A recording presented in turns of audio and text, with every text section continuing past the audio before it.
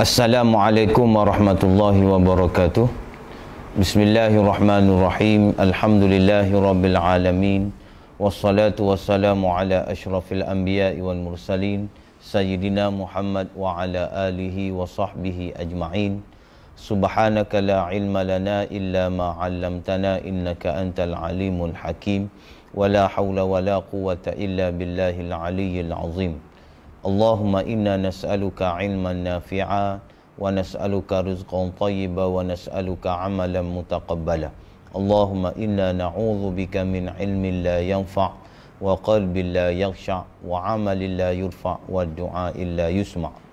Allahumma la tu'akhidhni bima yaqulun waghfir li mimma la ya'lamun waj'alni khairan mimma yadhunnun. Amma ba'd. Alhamdulillah, syukur pada Allah Subhanahu wa taala kita dapat bersama-sama kali ini. Mudah-mudahan pertemuan kita ini diberkati dan juga dirahmati oleh Allah. Subhanallah, hadirin yang dihormati lagi dikasihi oleh Allah Subhanahu wa taala. Kita akan sama-sama membincangkan dan kita sama-sama akan memerhati satu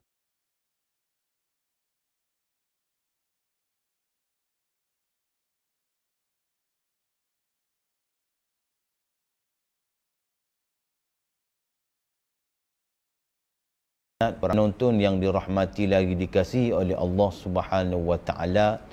Perang Ahzab adalah salah satu peperangan yang dilalui oleh baginda sallallahu alaihi wasallam, yang mana berlaku dalam bulan Syawal tahun ke-5 Hijrah, berlaku di dalam bulan Syawal, bulan yang mana orang-orang Islam meraihkan Idul Fitri. Tetapi baginda sallallahu alaihi wasallam bersama-sama dengan para sahabat bersama-sama dalam peperangan tersebut untuk menghadapi menghadapi pakatan orang-orang kafir menentang Islam. Sebab itu perang Ahzab ini adalah salah satu daripada peperangan yang besar yang kita mesti mengambil faedah dan pengajaran daripada peperangan tersebut. Fokus rancangan kita ataupun slot kita pada kali ini khusus berkaitan dengan khianat munafik dalam peperangan Ahzab. Apabila kita bercakap tentang perang Ahzab, maka sebagaimana yang kita tahu, sebagaimana yang kita maklum, perang Ahzab ini adalah salah satu peperangan yang dianggotai oleh pelbagai sudut, khususnya daripada musuh-musuh Allah Subhanahu wa taala. Maka sebab itu, daripada banyak musuh yang ada di dalam perang Ahzab ini, kita lihat bagaimana salah satunya iaitu antaranya ancaman daripada orang-orang munafik. Selain daripada ancaman daripada pakatan Ahzab, begitu juga ancaman daripada Bani Quraizah dan juga ancaman daripada jiwa kerana kepungan daripada tentera-tentera Ahzab. Maka fokus kita pada kali ini berkaitan dengan khianat munafik di dalam perang Ahzab. Sidang penonton yang dihormati lagi dikasihi oleh Allah Subhanahu wa taala, apakah yang dimaksudkan dengan munafik? Sebelum kita pergi lebih jauh lagi berkaitan dengan khianatnya munafik ini, kita mesti memahami dan mengetahui apakah yang dimaksudkan dengan munafik. Seorang ulama yang bernama Syekh Abdul Rahman Hasan Habannaka Al-Maidani, dalam kitabnya Zahiratun Nifaq, ada menyebut berkaitan dengan takrifan kepada munafik. Munafik ini huwa izharul islami bil lisan wa da'ahul imani kadhiban wa zuran wa mukhada'atan lil mu'minin ma'a ibtanil kufri bi kulli arkanil qa'idati al imaniyah au bi ba'dhi minha mimma yaj'alu jahiduhu kafiran. Maksudnya, Munafik-munafik ini mereka menzahirkan Islam mereka dengan mulut mereka. Mereka menzahirkan Islam mereka dengan mulut mereka dan mereka mendakwa bahawasanya mereka itu beriman. Dalam masa yang sama, itu adalah dusta semata-mata dan tipu semata-mata untuk menipu daya orang-orang yang beriman kepada Allah Subhanahu wa taala. Dalam masa yang sama, mereka telah membatalkan, mereka telah menunjukkan kekufuran mereka terhadap arkanul iman, arkanul Islam yang ada di dalam agama kita, ataupun setengah daripada rukun-rukun iman, rukun-rukun Islam.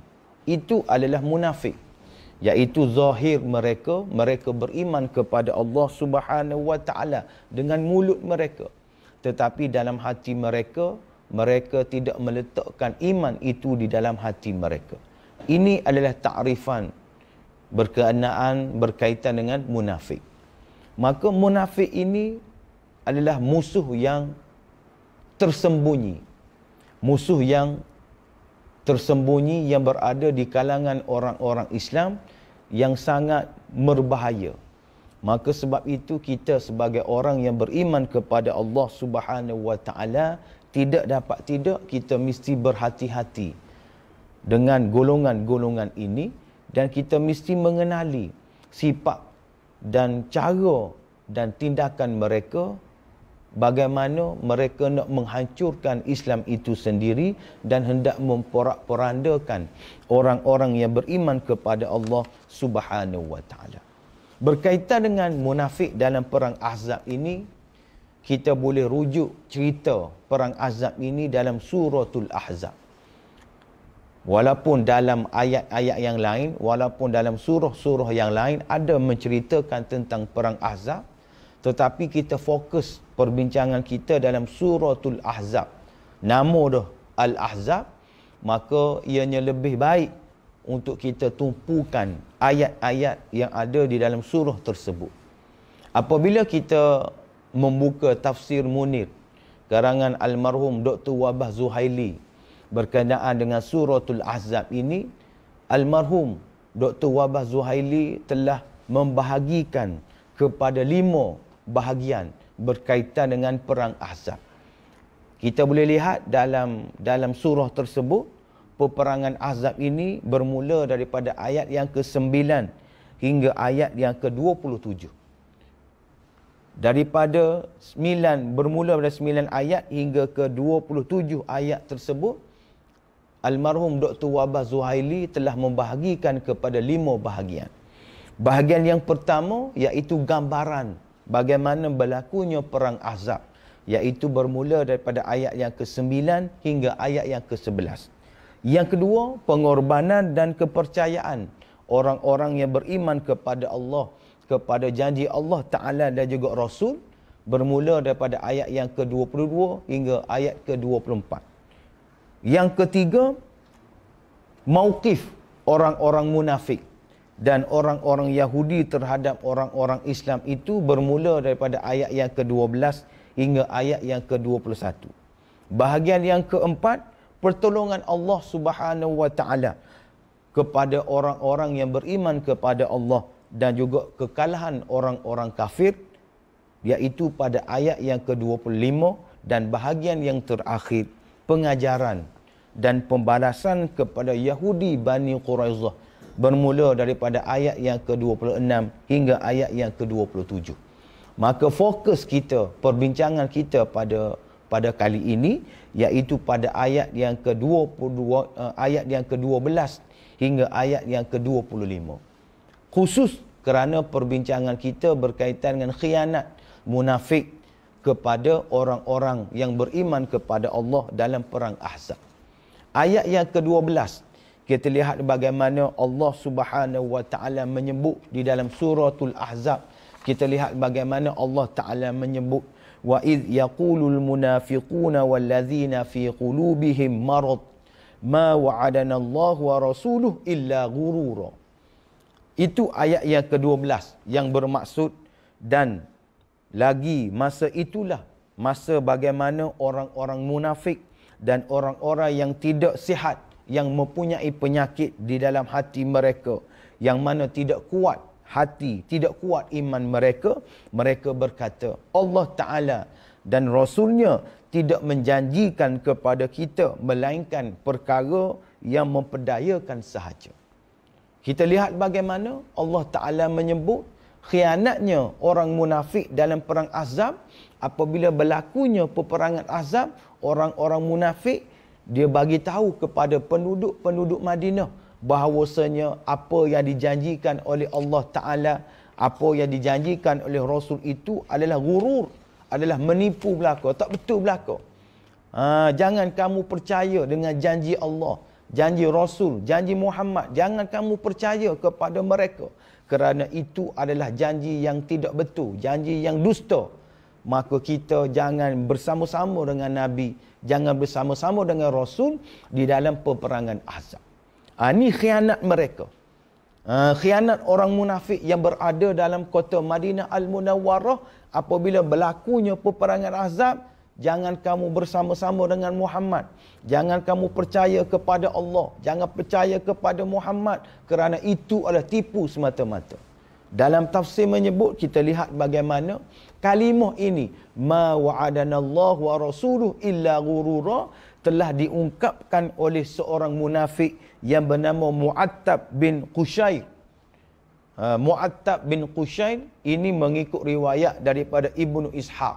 Dialah yang mengeluarkan ucapan janji Allah Ta'ala, janji Rasul itu adalah tipu daya daripada mereka untuk mengelirukan kita. Ini khianat yang sangat-sangat bahaya, yang keluar daripada mulut puak-puak munafik, golongan-golongan munafik, untuk menghuru-harakan orang-orang Islam di dalam kota Madinah Al-Munawwarah. Ini permulaan bagaimana Allah Ta'ala rakamkan, Allah Ta'ala rekodkan bagaimana jahatnya, bagaimana jijiknya golongan munafik ini. Apabila berlakunya peperangan, maka mereka memporak-porandakan orang-orang yang beriman kepada Allah Subhanahu wa Ta'ala. Dalam surah tersebut juga, kita langkau sikit, kita terus ke ayat yang ke-18, kerana kita nak fokus kepada tajuk perbincangan kita, bagaimana Allah Ta'ala sebut di dalam suratul Ahzab ayat yang ke-18, qad ya'lamullahu al-muwaqqi'ina minkum wal qailina li ikhwanihim halumma ilaina wala ya'tuna al-ba'sa illa qalila. Sesungguhnya Allah Ta'ala mengetahui akan orang-orang munafik yang menghalang di antara kamu dan antara mereka yang berkata kepada saudara-saudara mereka, marilah bersatu dengan kami, sedangkan mereka tidak turut berperang melainkan sebentar sahaja. Ini tipu daya seterusnya daripada golongan-golongan munafik, iaitu mereka mengajak orang-orang yang beriman kepada Allah Subhanahu wa Ta'ala untuk bersama-sama dengan mereka lari dan bersembunyi di rumah-rumah mereka, di dalam rumah-rumah mereka, supaya mereka tidak ditimpa kecelakaan bersama-sama dengan baginda sallallahu alaihi wasallam. Khianat yang pertama, dia kata janji Allah, janji Rasul ini adalah tipu belaka. Khianat yang kedua, mereka ajak orang-orang Islam, mereka mengajak orang penduduk-penduduk Madinah supaya bersama-sama dengan mereka, maknanya lari daripada bersama-sama dalam perang Ahzab. Ini jahatnya munafik. Ini kejinya munafik. Kerana walaupun mereka tinggal dalam kota Madinah bersama-sama dengan baginda sallallahu alaihi wasallam, dalam masa yang sama apabila berlakunya peperangan, mereka ajak secara terang-terangan kepada penduduk-penduduk Madinah supaya penduduk-penduduk Madinah ini bersama-sama dengan mereka lari daripada peperangan, dibimbangi akan mereka ni akan mati ke, ataupun akan kehilangan duit dan juga sebagainya. Yang menarik di sini, kita lihat bagaimana Allah Ta'ala menggunakan lafaz halumma ilaina. Halumma ilaina. Apabila kita buka dalam tafsir, kita lihat bagaimana halumma ni bermaksud ta'alau. Ismu fi'lin bimakna ta'alau. Tusta'maluha kaza fi lafzi al-hijaziyin bilafzin wahid. Allah Ta'ala menggunakan lafaz halumma yang bermaksud ta'alau. Ta'alau ini digunakan untuk muzakkar, untuk lelaki. Wal muannas, untuk perempuan. Al-mufrad, seorang. Wal musanna, ataupun dua. Wal jam', dan juga ramai. Tak kira seorang ke dua ke, lelaki ataupun perempuan, Allah Ta'ala menggunakan dengan lafaz halumma. Marilah, ta'alau, marilah kamu bersama-sama dengan kami bersembunyi. Supaya kita tidak mati, supaya kita tidak kebuluran dan juga sebagainya. Ini kejahatan yang digambarkan, yang disebut oleh Allah Subhanahu wa Ta'ala, supaya kita jangan mengikuti, jangan kita terpedaya dengan tipu daya golongan-golongan munafik. Seterusnya Allah Subhanahu wa Ta'ala menyebut di dalam surah, di dalam ayat yang seterusnya, iaitu ayat yang ke-19. Mula-mula mereka kata itu janji yang tipu belaka. Janji Allah Ta'ala tipu, janji Rasul tipu. Yang kedua, bagaimana Allah Ta'ala gambarkan mereka ini nak lari daripada perjuangan, nak lari daripada medan peperangan. Yang ketiga, Allah Ta'ala tambah lagi pada ayat yang seterusnya, pada ayat yang ke-19, berkenaan dengan sifat yang ada kepada golongan-golongan munafik. Allah Ta'ala rekod, Allah Ta'ala sebut kepada kita di dalam Al-Quran bagaimana sifat-sifat dan ciri-ciri orang munafik ini dalam dalam ayat yang ke-19, dengan Allah Ta'ala menyatakan 3 sifat, 3 ciri. Yang pertama, Allah Ta'ala menyebut dengan membawa ayat Al-Quran, asyihatan alaikum. Asyihatan alaikum. Asyihatan alaikum ini iaitu bermaksud syadidul bukh. Orang yang kedekut. Kalau orang Kelantan panggil orang panggil kedekut hangit. Golongan munafik, orang munafik ni dia kedekut hangit. Sangat-sangat kedekut. Yang menarik dalam ayat ini, Allah Ta'ala menggunakan dengan lafaz syaha. Allah Ta'ala guna lafaz asyihatan. Allah Ta'ala tak guna dengan lafaz bakhil. Kerana apa? Kerana syaha ini lebih teruk daripada bakhil. Iaitu syadidul bukh. Bukan setakat dia bakhil, tetapi dia mempengaruhi orang lain supaya bakhil juga. Kalau bakhil ni, kalau kita guna lafaz bukhlun, maknanya bakhil untuk diri dia. Tetapi bila Allah Ta'ala guna lafaz asyihah ataupun syahah, bukan setakat dia bakhil, tetapi dia ajak orang lain supaya bersama-sama dengan mereka untuk bakhil, untuk tidak keluarkan wang, keluarkan tenaga dan juga sebagainya. Ini lafaz yang Allah Ta'ala gunakan supaya kita faham, supaya kita nampak betapa bakhilnya, betapa kupiknya orang-orang munafik ini dalam hidup mereka, harta mereka, jiwa mereka dan segala-galanya. Itu sifat yang pertama yang ada kepada orang-orang munafik. Yang kedua, fa idza ja'al khawfu ra'aitahum yanzuruna ilaika taduru a'yunuhum kalladhi yughsha 'alaih. Sifat yang kedua yang ada kepada golongan munafik ini disebut oleh Allah Subhanahu wa Ta'ala, iaitu al-jubni wal khauf, iaitu takut. Takut gerung yang bersangatan, yang sangat-sangat takut, yang sangat-sangat gerung. Takut kepada mati, takut kepada kecederaan, takut segala-gala. Takut mereka ini sampai tahap mereka nak bersembunyi. Bukan takut ala-ala kadar, tidak, tetapi sangat syiddatul khauf. Sangat-sangat takut dengan peperangan, sangat-sangat takut dengan kematian. Seolah-olah mereka ini disebut oleh almarhum Dr. Wabah Zuhaili, seolah-olah mereka ini melihat malaikat maut datang menjemput mereka untuk menemui Allah Subhanahu wa Ta'ala. Bagaimana kita tengok Bagaimana kita lihat bagaimana takutnya melihat malaikat maut menjemput ajal mereka, menjemput nyawa mereka. Begitulah ketakutan yang dialami oleh golongan-golongan munafik.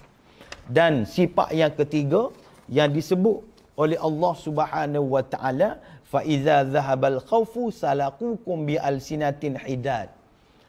Iaitu apa dia? Iaitu kelancangan mulut mereka, kelancangan lidah mereka. Orang panggil kekasaran percakapan yang ada kepada mereka yang cukup-cukup mengguris jiwa orang-orang yang beriman kepada Allah. Maknanya apabila berlakunya peperangan, mereka bersembunyi di rumah-rumah mereka. Tetapi apabila tidak berlakunya peperangan, berada dalam keadaan yang selamat, mereka mencela orang-orang yang beriman kepada Allah.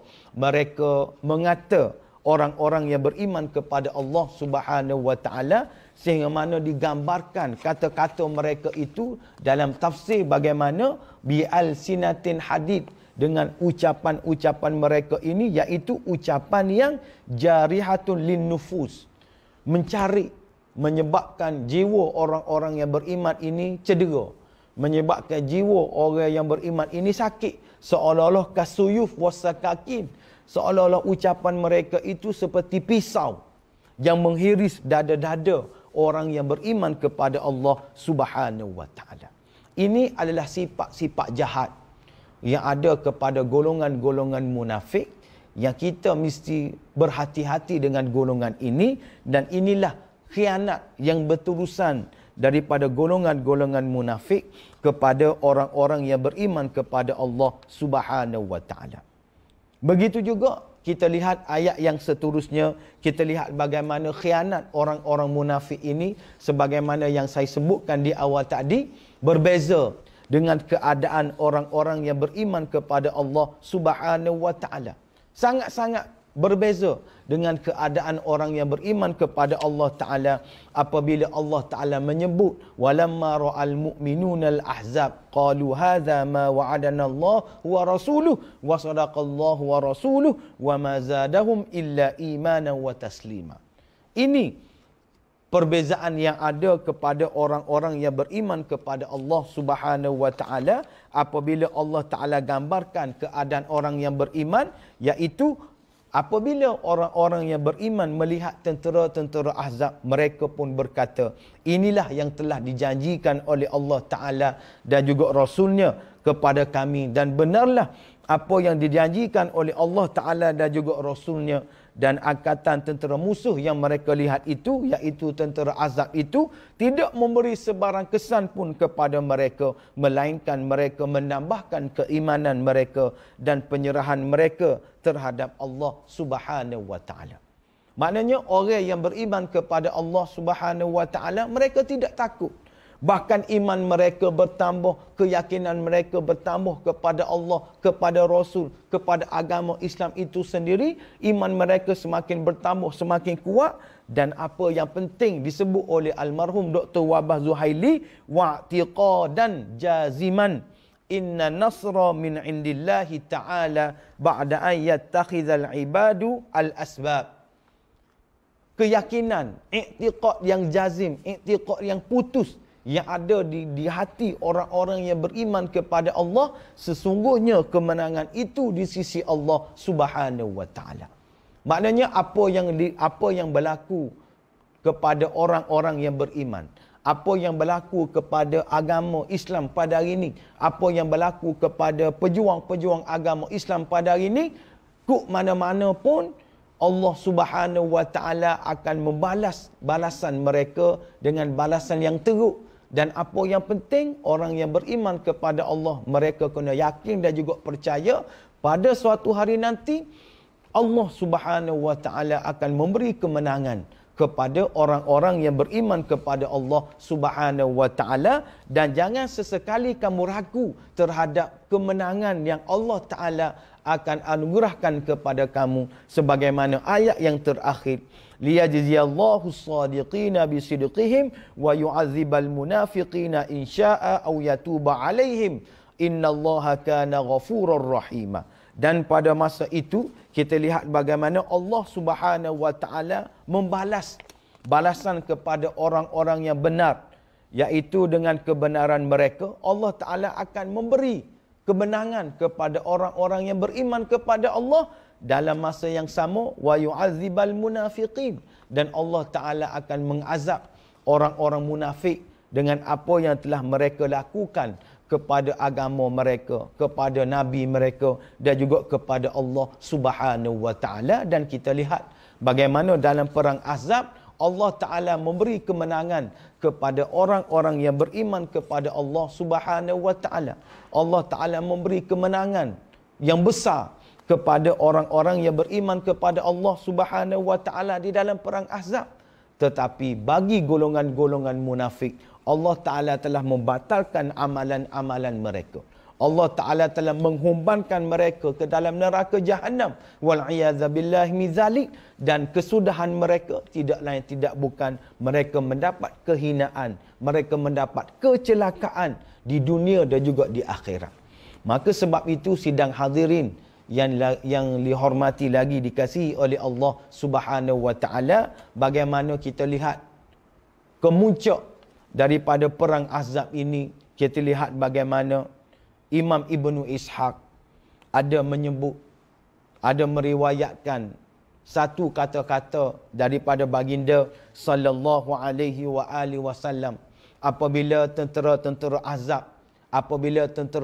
Ahzab telah balik semula ke rumah masing-masing dengan penuh keinahan, dengan penuh kehinaan, dengan penuh kekejian dan juga sebagainya. Bila mereka balik, maka Nabi mengungkapkan satu ungkapan, lan taghzukum quraisyun ba'da amikum hadza walakinnakum taghzunahum.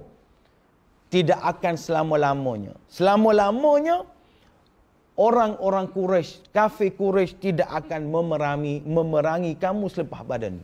Selama-lamanya tentera Quraisy tidak akan memerangi kamu, walakinnakum, tetapi kamulah yang akan memerangi mereka, iaitu orang Islamlah yang akan memerangi puak-puak mereka selepas pada ni. Maka benarlah kata Nabi SAW, selepas pada perang Ahzab berlakunya peperangan yang lain, dan kemuncaknya bila? Iaitu berlakunya Fathu Makkah. Berlakunya Fathu Makkah iaitu intisar, kemenangan yang besar dalam kehidupan baginda sallallahu alaihi wasallam. Maka sidang penonton yang dikasihi lagi dirahmati oleh Allah Subhanahu wa taala, sebagai kesimpulan program kita pada kali ini, yang pertama, jangan sesekali kita terlibat dengan kumpulan orang-orang munafik, ataupun jangan kita terlibat dengan Ahzab moden yang ada pada hari ini, yang sentiasa mencari peluang, yang sentiasa mencari ruang untuk melaga-lagakan umat Islam, untuk menghancurkan perjuangan Islam, untuk merosakkan keizahan umat Islam. Itu kesimpulan yang pertama. Yang kedua, kita mestilah menjauhi sifat-sifat munafik yang disebut oleh baginda sallallahu alaihi wasallam dan juga disebut oleh Allah Subhanahu wa taala di dalam Al-Quran, supaya kita sentiasa menjadi orang-orang yang beriman kepada Allah, menjadi orang yang bertakwa kepada Allah taala. Jangan sesekali kita minta Allah Subhanahu wa taala ini golongkan kita dalam golongan orang-orang munafik, wal iyadzu billahi min zalik. Yang ketiga, marilah kita bersama-sama selaku menanamkan azam untuk menjadi orang-orang yang beriman kepada Allah Ta'ala. Dalam masa yang sama, kita berusaha untuk menegakkan agama Allah, menegakkan syariat Allah, memberi kesedaran kepada masyarakat betapa pentingnya kita bersama-sama untuk menggerakkan, untuk menjayakan, untuk menghidupkan kembali syiar Islam. Bukannya Islam ini untuk kita semata-mata, tetapi Islam ini kita mesti sebarkan, kita mesti sedarkan kepada masyarakat yang di luar sana betapa pentingnya kita ini bersama-sama dengan gerakan Islam, bersama-sama dengan perjuangan Islam untuk menegakkan perjuangan Islam ini sebagaimana yang dilakukan oleh baginda sallallahu alaihi wasallam. Ini bukti yang cukup jelas bukti yang cukup jelas yang berlaku di hadapan kita bahawasanya iman baginda, Islamnya baginda, iman baginda bukan untuk baginda semata-mata, tetapi mesti digerakkan dalam kumpulan, mesti dibangunkan dalam masyarakat, dan kemuncaknya iman dan juga Islam itu mesti dibangunkan dalam sebuah negara. Apabila sebuah negara itu dibangunkan dengan asas Islam dan juga iman, maka insya-Allah ia akan menjadi sebuah negara, akan jadi sebuah negeri yang beriman dan juga bertakwa kepada Allah Ta'ala. Baldatun tayyibatun wa rabbun ghafur, mendapat keberkatan dan juga kerahmatan daripada Allah Subhanahu wa Ta'ala, maka rakyatlah yang akan mendapat kebaikan, rakyatlah akan mendapat rahmat. Kerana apa? Kerana pemimpin-pemimpin mereka bukan setakat beriman dan juga bertakwa dalam diri mereka, tetapi mereka laksanakan juga di dalam masyarakat, di dalam negara. Mudah-mudahan pertemuan kita pada kali ini diberkati dan juga dirahmati oleh Allah Subhanahu wa Ta'ala. Apa yang baik itu datang daripada Allah Subhanahu wa Ta'ala, apa yang kurang itu datang daripada kelemahan diri saya sendiri. Aqulu qali hadza wa sallallahu wa lakum. Wassalamualaikum warahmatullahi wabarakatuh.